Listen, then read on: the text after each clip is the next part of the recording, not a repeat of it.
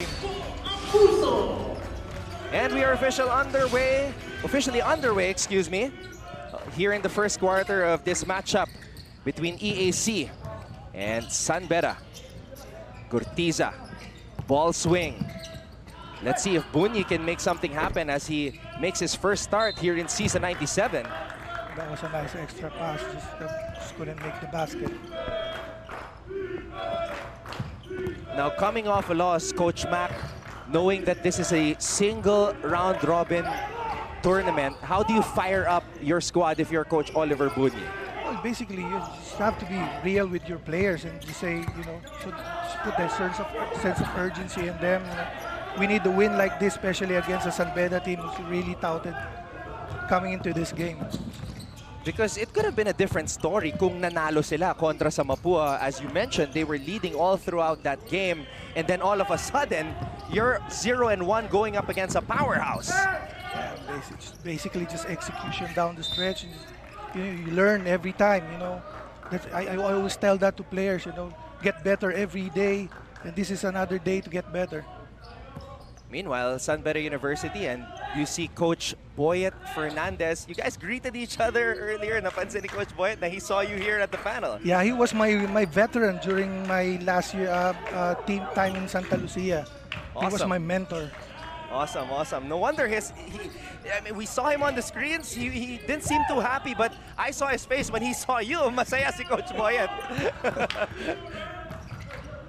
So this is sakto pala, Coach Mac, yung pagsalang sa'yo ngayong araw. Yeah. Mentor mo pala yung kino-cover mo ngayon. Some history here. Yep. Meanwhile, Kwekwote. That's a good move. Powerful move by Kwete. Itong si James Kwekwote, Coach Mac, beefed up a little bit. He was not this hefty 2 years ago. Oh, that's a defensive foul. So you think nullified, yeah. you think that was a I think that was a good move. Yeah. Marvin Taiwan bringing the ball down from EAC. A lot is expected from this young point guard. Liwag waiting for the play to unfold. Bola napunta dito kay Taiwan. Running a screen, the screener set here. Ball screen on top. Gurtiza, jumper. Both teams just can't buy a basket right now. Kwekwote, dinedepensa ni Taiwan. James gives the ball down low to JB Bahio. Powerful move. Wow. Yeah, it was kind of like this also yung pinakaunang laban, Coach Mac. Gigil pa yung mga players. Letran and CSB, that was the first ever game of season 97. I'm getting some similar feelings because they also had trouble getting some field goals. Yeah, maybe some nerves, Anton, because 2 years is a long time to be not playing basketball. So it's understandable right now. These guys are going through nerves right now. Pero when you're going through spells where it's hard to buy a basket, you get to the line. That's one solution to that problem. That's one thing. You see the ball get to the basket and then you find the rhythm after that. Taiwan, napitawan ng bola. That's a turnover. James Kwekwote. I thought James was gonna dunk that one, but James just laying it up and in. We know how athletic this young man is. James Canlas Kwekwote. Liwag. Speaking of athleticism, this guy's got it as well. It's long, get to the paint. It's a good move. Kuntapay. Now, Dami Kuntapay lost a lot of weight. Kondisyon tong batang to. As compared to when we last saw him in season 95. You talked about how 2 years, more than 2 years is a very long time. This is where we will see the changes with the players. Yeah, the players who got serious with their conditioning and the players who were a little relaxed with their conditioning. All right, let's get an update on the EAC side with Sofia Rodela. Sofia? Thank you so much, Anton. The EAC Generals are eager to make a heroic Emilio Aguinaldo-like revolution to come back stronger for today's game. After the strong physicalities naman on the last game, there will be players sitting out like CJ Kadua and so is Nat Coseo. Alam mo si CJ Kadua, naka-experience siya ng left hamstring strain, kaya naman he will be sitting out. Pero si JP Magaliano naman daw, makakalaro siya but not 100%.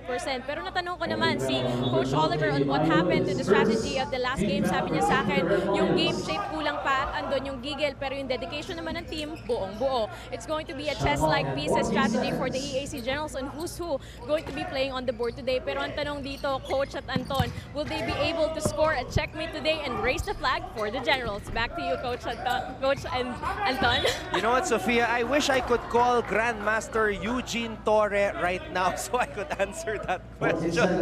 Of course, GM Eugene, ating analyst sa ating online chess tournament. And I like what Sophia said, EAC Aguinaldo-like revolution. Dahil yun talaga ang kailangan nila if they want to slay the Red Lions today. Offensive foul on number 15, James Recote. That's his second offensive foul. That's big, Coach. That's big. That's going to be big for Coach Boyd. Somebody has to step up in this place. Comes in for James Recote. James Kwekote is expected to be the primary offensive weapon of San Beda University. So this is bad news. Now, if you're EAC, you got to take advantage of this, right, Coach? You have to take advantage of it. Curtiza. Let's see if the Generals will do just that. Fuentes, baseline jumper. Ayan na. Ayan na mga General. Rodney Fuentes. I like how Aureliano's EAC is starting in this game. They're moving the ball. They're trying to find the open man. That was a good shot. All right, now let's hear from the San Beda University side with Michelle Naldo. San Beda Red Lions received their first win last Saturday with their heads down. Captain Boy Ralph Penuela shares hindi sila nag-celebrate but instead the team reviewed their performances individually. But this is because according to Coach Boyet, they cannot underestimate EAC. He says, I have so much respect for Coach Oliver. I know he will be ready for us. Kaya we need to make a plan to how to limit Gurtiza, Liwag, and Taiwan as well as the rest. Penuela agrees saying dahil ang mga Generals ay galing from a loss, gusto talaga nilang bumawi ngayon.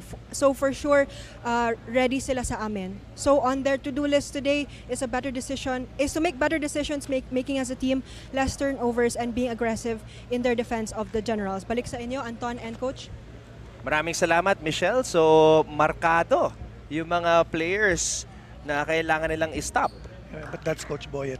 Coach Boyet's very detailed coach. You know, I'm pretty sure he watched last game, scouted these three guys, and then these are three guys they have to stop in this game. You know, when I think about Coach Boyet Fernandez, I remember so many times na wala silang game, pero nakikita ko siya sa bleachers, nanunood. Yes. Minsan mag-isa pa. Yeah, very meticulous si Coach Boyet kasi. And being around him, you know, he's very particular about small details. And that makes him a very good coach. And Michelle also shared na yun nga, sobrang taas ng respeto ni Coach Boyet kay Coach Oliver, and even though they are favored to win this game, they're not taking the Generals lightly. Yeah, another coach na I've had relationship with. We coached together in ABL San Miguel. Actually, we won a championship in ABL. And Coach Boyet, Coach Oliver, very sa development ng mga bata and very siya sa college basketball because he likes to develop kids. And I think the guy that will develop the most under the tutelage of Coach Oliver is Liwag talaga. He's a big man coach. Even in ABL, he was the one taking on Asi and Eric. Samantala, speaking of big men, Kuntapay, bago yun ah. I've never seen a no-look pass from Dami Kuntapay. Penuela, aatake. Oh, what a block by Liwag. Penuela tried to sneak that shot under the arm of Liwag, pero naabot pa ni Liwag. That's using his leg. You can see it's very long. Ralph Penuela. I asked team manager Jude Roque who the starting point guard was going to be when I was doing my research in preparation for the season, and he told me Ralph Penuela. Sabi ko, sounds familiar. transferee from the University of the East, played 2 seasons there, now at the helm of the Red Lions. And we know a long list of great point guards come from San Beda. So how do you deal with that kind of pressure? You know, you're part of the, Alex Angeleses, the Jorge Hermidas, the Pasera Mares, the Robert Pollocks. How do you step into that role, Coach Matt? Basically, you just have to really take advantage of the opportunity that you're given. Especially you have a coach like Boyet. You're like a sponge. You just soak it in. You learn from him, ask him questions. You know, hindi naman madamot si Coach Boyet sa ganyan. And gagaling ka just being around Coach Boyet. So it's an advantage for the point guards to have somebody like Coach Boyet to be your guide. But obviously, like, there are other factors that come in, like the expectations, the responsibilities. Speaking of responsibilities, itong batang to, si Ryan Amsali, one of our top players coming out of the NCAA Juniors basketball program. Ito naman, ang kasunod niya, yung mga Calvin Oftana, yung mga JV Mocon, yun naman yung role na pinasok nitong si Amsali. That's another high mark. Oftana, Calvin Oftana is playing really well in PBA right now. But I think it's really up to you. I saw this kid during his junior years, and I'm very impressed. Calvin Oftana, of course, a huge shoes to fill. He led the team in scoring 15.5 points per game. He also led the team in rebounding, 8.2 rebounds per game. But, hindi naman nauubusan ng player yung San Beda. Penuela with a step back. Penuela, good shot. Very nice move, creating separation from the defender. Samantala, Fuentes, okay, here's a new guy. We're always excited to see new names that are suddenly making an impact dito sa NCAA. But you like that as a point guard because he was rewarding his big. He saw his big running down the lane, and you always reward your big. Oh, what a move there by Ryan Amsali. A familiar one-legged step-back fadeaway that a lot of kids develop nowadays. Hindi pa uso yung step back sa time mo, no? Wala pa step back. Wala pa step back fadeaway. Wala pa masyado kami napapanood na NBA noon eh. So ngayon, yung mga bata ngayon, ganyan, iba na yung galawan sa court eh. Ito, Coach, bagong player na naman si Hopia para sa San Beda University. Clifford Hopia wearing jersey number 23. Biglang lumiit si Liwag, oh. Nung tinabihan ni Hopia. Akala ko mahaba na yung Liwag, mas mahaba po. Amsali. And Amsali, this is another part of the evolution of the bigs. Titira mula sa labas. Yes. That's the NBA influence, Anton. Everybody now stretch bigs. Penuela, turnaround jumper is good, and he's shaking his head. Ralph Penuela making basketball look easy. That's back-to-back basket for Penuela. Oy, may block doon. Forward pass. Peter Alfaro with a block, and Alfaro comes up with a fast break play in defense to offense. Very basic fast break. One guy bringing down the ball in the middle. You got two wings running down the lane. Naalala ko bigla si Coach Ron Jacobs. Yan lagi pinapapractice sa amin every day, every morning. Run the lane wide, point guard, run it in the middles, jump stop. And then, does Coach Ron get mad when players do no-look passes? oh yeah. so minus point si Amsali doon with that no-look pass. But now, mag-a-adjust na yun si Coach Ron. Yung mga ganun, high-five niya na yun. Pero smooth din itong si Amsali, ha? Big man. Yeah, big man. He's the Put guy the ball in the floor. in the middle. He's the guy running in the middle. You have the guards on the That's wings. basically your big, running, setting up your guard. Ito yung magandang step back kanina ni Penuela. Separation. Mahihirap yung mga tinitira nitong si Ralph Penuela, eh. Showing us a wide array of moves. Complete package now. The point guard is posting up. Ralph Penuela didn't really have eye-popping numbers prior to coming here to the NCAA, but this league is like a land of opportunity. We all know the story of Robert Bolick when he became the starting point guard of San Beda, and the opportunity has now fallen in the hands of Penuela. But I can already see why Coach Boyet is trying to give him a break. You can see the way he's moved, the way his body language. Very confident young man. And you know for a fact, Coach McCuan, that in basketball sometimes ang kailangan lang ng player ay isang coach na naniniwala sa kanya. Exactly. Because I believe every player na nandito sa stage na ganito can play. But it's just a matter of getting that opportunity, getting that playing time, and that confidence from your coach. So we have a new player on the floor. Si Kinal didn't play much in the first game of EAC against Mapua. So now the opportunity falls on him to try to make an impact para kay Coach Oliver Bunyi. That's called Coach Oliver trying to find ways, getting some sparks from his players, trying to find that right combination. Yeah, si Kinal did not play at all in their game against Mapua. So we're still here in the first quarter, pero pinasok na siya ni Coach Oliver. Somebody's got to inbound this ball. Maguliano receives the inbound pass. Kinal. There's the opportunity for him to shoot. Too strong though. Agawan para sa loose ball. Amsali picks it up. Ryan Amsali, sinakasan ang bantay. Ryan Amsali. Great hustle by the big guy. Long bounce, and who's the first guy to get it? Big man. You like that as a coach. Amsali is probably one of the scariest people in the NCAA to stand in front of sa mga fast break. San Beda's playing zone right now. Giving a different look to EAC. Juliano, you can see the tape on his left knee and left ankle, which he hurt sa kanilang unang laro.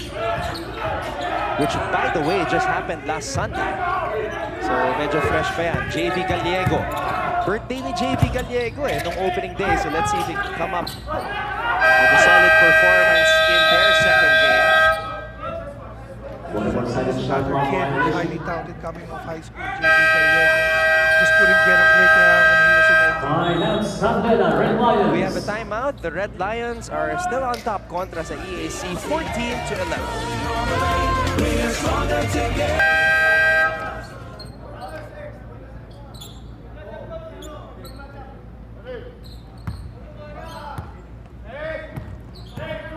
And we are back live inside the St. Benil Gym sa LSGH or LaSalle Green Hills, our coverage of NCAA Season 97.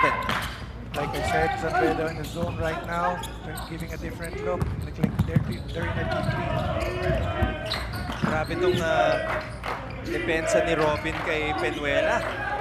Really trying to stick to him like glue. Gallego, Sally, thought about the three. Atake.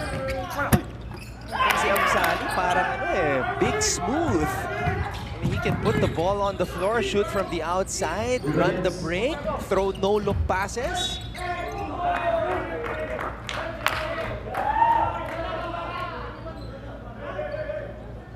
Three times down the Talking floor. about Down San number Beda. 7, Rafael penalty, that's his EAC second. should fasten the game so they can avoid the zone. They're struggling in the zone right now. Winston Enot comes in for Ralph Penuela. Enot coming in now At the line, for shooting two, Penuela. JC Luciano. Interesting lineup para dito kay Coach Boyet Fernandez. You have Enot in the game right now, along with Cometa, another Spitfire guard, at meron ka pang JV Gallego. So this is an all-new San Beda 5. Wala yung mga holdovers. The usual names you see in San Beda. As we said, land of opportunity. Oras na para gumawa ng pangalan at gumawa ng ingay. Amsali, there again are those wild passes mula kay Ryan Amsali. Amsali, binigay dito kay Gallego. Gallego, atake. Cometa for 3. Wala. Takawan para sa loose ball. Nakuha ng EAC. EAC was in the zone there also. Both teams are in the zone right now. Luciano, binigay dito kay Robin. Lefty 3. Masyadong malakas. And look at Kinal track down that loose ball. Earning his minutes here today. Maguliano, pinopostehan si Hopia. Maguliano, inside pass. Kinal, walang mapuntahan. Naagawan ni Gallego. Approaching the final minute here in the first quarter. Inot for 3.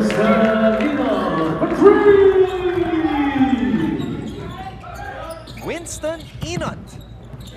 He brought out his bow and arrow today.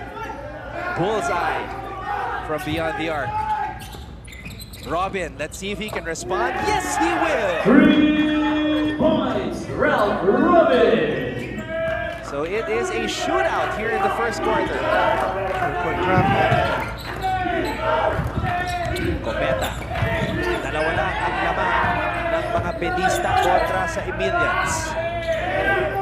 Gallego mula sa labas. JP Gallego with a Gallego, 3 points! Now, that's two three-pointers for San Beda. 8 seconds to go here in the first. Luciano, he has to make a move. Luciano, Maguliano with Pass. time remaining. Great pass. Great pass. And great patience as well JP para sa Maguliano. EAC Generals. JP Maguliano is A-OK despite turning his left ankle last Sunday. James Quecote scoring early but also picked up 2 early fouls. Fuentes nagpapakita ng kanyang outside touch. And what about the new starting point guard of the Red Lions, Ralph Penuela, showing us his arsenal of moves. And Robin swishing it from beyond the arc. It is a battle early on between EAC and San Beda. The Red Lions lead the Generals 20-17 at the end of the first. This is our coverage of NCAA Season 97 being broadcast over GTV, keeping it good.